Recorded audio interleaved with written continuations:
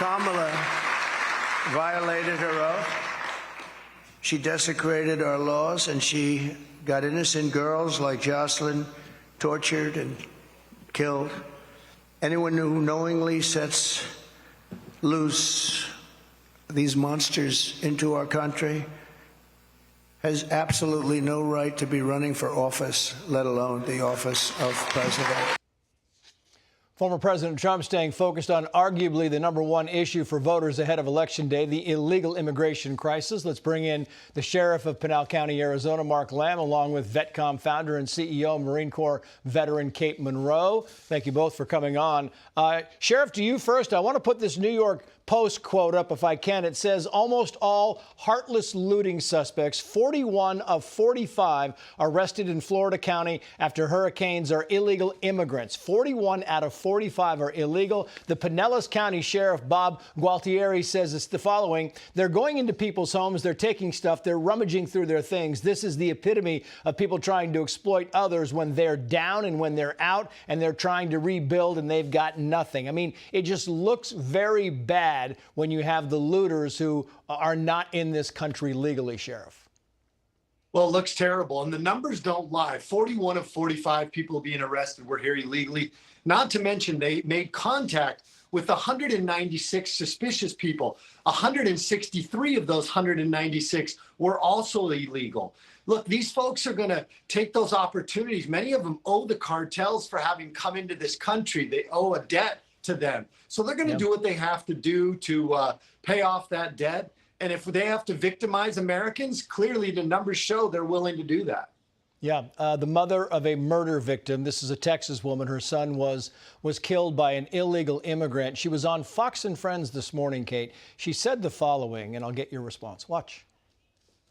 I get it. Not everybody that comes here is a bad person. But we do need to know who you are and what are your intentions. My baby, as you can see, his smile now is what keeps his mom going. And I will fight. He's not here to fight his fight. And that's what we keep saying is, listen, the bottom line here is we don't know who these people are or what they want or where they're from or what their intentions are, and yet they keep coming. Well, I think we know exactly what they want. They want all the free stuff. You know, we marketed them here. We told them, come here, we're going to give you everything. They're willing to go loot in Florida, these poor people who just lost their homes. They're going to take the lives of young women and children. I am the mom of a 7-year-old little boy, and I would turn over every single brick by brick by brick in this country if an illegal migrant were to kill my son. I could tell you right now, I'd be at the White House. You'd be having a meeting with me. Yeah, and you speak about moms who lost their loved ones. The mother of Jocelyn Nungaray is now part of a Trump ad. I'm going to play a small portion of this, Sheriff, and I'll get your response on it. Watch. Kamala Harris was in charge of immigration in our borders. If we had better border policies and not open borders and not these catch and release policies, I truly believe this all could have been prevented. And she's right, Sheriff. I mean, it's heartbreaking to hear that, but it's effective because she's right. I've been saying all along, Trace, that I think that the key to the Trump campaign, especially when it comes to the border security issue, is to tell these personal stories. You know, like Kate just said, that struck an emotional chord. As a mother, as a father, when we see our children and our loved ones being victimized, that story has a lot of impact. I try to tell stories that articulate the problem at the border, personal stories, things that we see firsthand. And I like that President Trump reached out to the mother of Jocelyn Nungaray and that she was willing to tell her story, because those are the stories that will impact this race and highlight how poorly Kamala Harris and Joe Biden have done securing the border.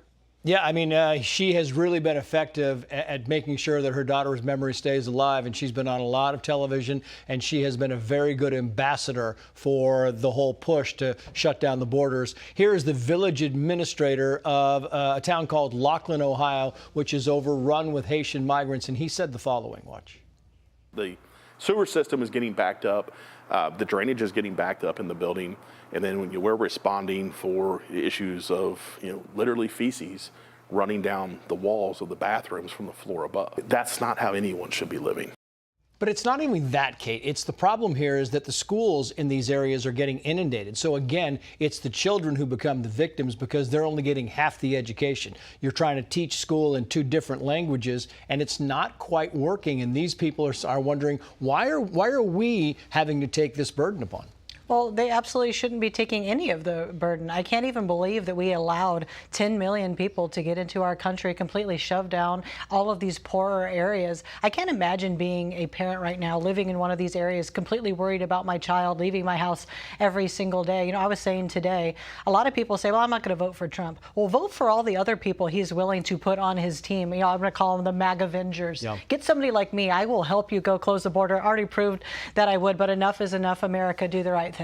Kate Monroe, Sheriff Lamb, thank you both.